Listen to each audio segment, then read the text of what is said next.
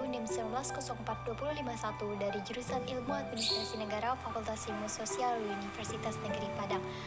Pada video kali ini, saya akan mempresentasikan mengenai kompensasi. Baik, pada pembahasan pertama ini kita akan membahas mengenai definisi dari kompensasi.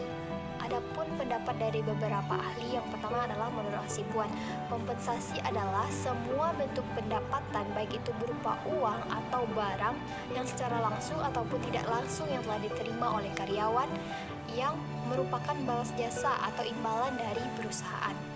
Baik, pendapat selanjutnya adalah dari Wibowo yang menyatakan kompensasi adalah jumlah paket yang ditawarkan organisasi kepada pekerja sebagai imbalan atas penggunaan tenaga kerjanya. Nah, dan selanjutnya adalah pendapat dari Umar. Kompensasi adalah sesuatu yang diterima karyawan sebagai balas jasa untuk kerja mereka. Selain sebagai balas jasa, ini bisa sebagai motivasi mereka dalam mencapai tujuan dari organisasi atau perusahaan tempat mereka bekerja.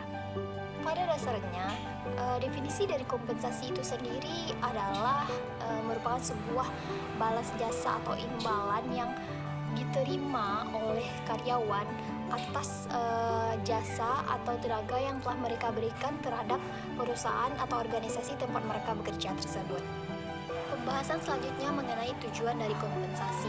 Adapun menurut Hasibuan ada beberapa tujuan dari kompensasi ini. Yang pertama, ikatan kerjasama. Dengan pemberian kompensasi, terjadilah ikatan kerjasama formal antara majikan dengan karyawannya atau antara atasan dengan bawahannya. Karyawan harus mengerjakan tugasnya dengan baik, sedangkan perusahaan atau pengusaha harus membayar kompensasi dari kerja karyawan tersebut. Yang kedua adalah kepuasan kerja. Karyawan dapat memenuhi kebutuhan-kebutuhannya dengan pemberian kompensasi tersebut sehingga terdapat adanya kepuasan kerja. Nah, yang ketiga adalah pengadaan efektif. Jika program kompensasi yang ditetapkan cukup besar, maka pengadaan karyawan yang kualitas untuk perusahaan lebih mudah itu dilakukan. Nah, yang keempat adalah motivasi. Jika balas jasa diberikan cukup besar, manajer akan lebih mudah memotivasi bawahannya untuk dapat memberikan sebuah kinerja yang lebih baik lagi untuk perusahaan tersebut. Yang selanjutnya adalah stabilitas karyawan. Dengan program kompensasi atas prinsip adil dan layak serta eksternal konsistensinya yang kompetitif, maka stabilitas karyawan lebih terjamin karena turnover yang relatif kecil. Selanjutnya adalah disiplin. Disiplin pemberian balas jasa yang cukup besar, maka disiplin karyawan semakin baik. Tujuan selanjutnya adalah pengaruh serikat buruh. Dengan program kompensasi yang baik, pengaruh serikat buruh dapat dihindarkan dan karyawan akan konsentrasi pada pekerjaan yang dilakukannya. Terakhir adalah pengaruh buruh. Jika program kompensasi sesuai dengan undang-undang perburuhan yang berlaku seperti batas upah minimum, maka intervensi pemerintahan dapat dihindari. Baik, pembahasan selanjutnya adalah mengenai asas-asas dari kompensasi. Yang pertama adalah asas adil. Besarnya kompensasi harus sesuai dengan prestasi kerja, jenis pekerjaan, tanggung jawab, dan jabatan yang ada pada pekerja tersebut, sehingga dapat menerapkan asas adil ini. Yang kedua adalah asas layak dan wajar. Suatu kompensasi harus disesuaikan dengan kelayakannya.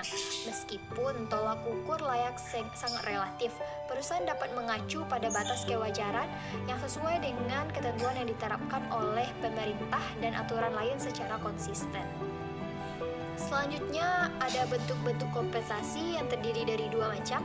Yang pertama, kompensasi langsung yang artinya adalah suatu balas jasa yang diberikan perusahaan kepada karyawan karena telah memberikan prestasinya demi kepentingan perusahaan. Nah, kompensasi ini diberikan karena berkaitan secara langsung dengan pekerjaan yang telah dilakukan oleh karyawan tersebut. Contohnya upah atau gaji, bonus, tunjangan jabatan, dan sebagainya. Yang kedua adalah kompensasi tidak langsung. Ini merupakan pemberian kompensasi kepada karyawan sebagai tambahan yang didasarkan kepada kebijakan pimpinan dalam rangka meningkatkan kesejahteraan karyawan. Tentu kompensasi ini tidak secara langsung berkaitan dengan pekerjaan yang dilakukan oleh karyawan.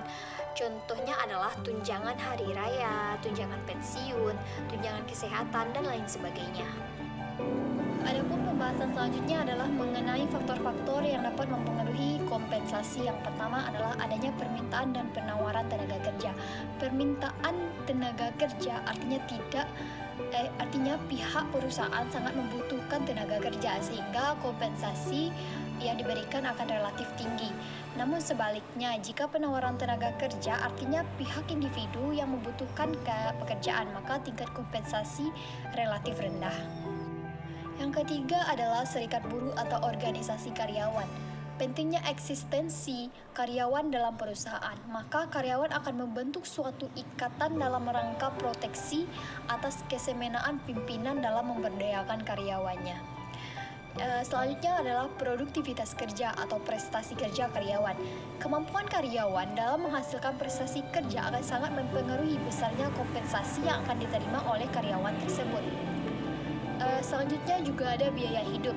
Tingkat biaya hidup di suatu daerah akan menentukan besarnya kompensasi yang akan diterima oleh karyawan tersebut berdasarkan biaya hidup dari daerah yang ditinggalinya. Adapun faktor yang keenam adalah posisi atau jabatan dari karyawan itu sendiri. Tingkat jabatan yang dipegang karyawan akan menentukan besar kecilnya kompensasi yang akan diterima. Yang ketujuh adalah tingkat pendidikan dan pengalaman kerja. Pendidikan dan pengalaman berperan dalam menentukan kompensasi bagi karyawan. Semakin tinggi pendidikan karyawan tersebut, maka semakin tinggilah kompensasi yang akan diterima oleh karyawan tersebut. Faktor yang terakhir adalah sektor pemerintah. Pemerintah sebagai pelindung masyarakat berkewajiban untuk menerbitkan sistem kompensasi yang diterapkan perusahaan atau organisasi, serta instansi-instansi lainnya, agar karyawan mendapatkan kompensasi yang adil dan layak.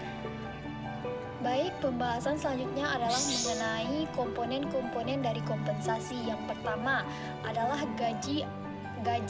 Nah, gaji merupakan balas jasa dalam bentuk uang yang diterima karyawan sebagai konsekuensi dari kedudukannya sebagai seorang karyawan. Yang kedua adalah upah. Upah merupakan imbalan finansial langsung yang dibayarkan kepada karyawan berdasarkan jam kerja, jumlah barang yang dihasilkan, atau banyaknya pelayanan yang telah diberikan. Dan yang ketiga adalah insentif. Nah, insentif ini merupakan imbalan yang dibayarkan kepada karyawan karena kinerjanya melebihi standar yang telah ditetapkan, atau seperti bonus yang diberikan kepada karyawan tersebut. Baiklah, itulah penyampaian materi mengenai kompensasi pada kesempatan kali ini. Jika ada kesalahan dan kehilafannya, saya mohon maaf. Cukup sekian dan terima kasih. Assalamualaikum warahmatullahi wabarakatuh.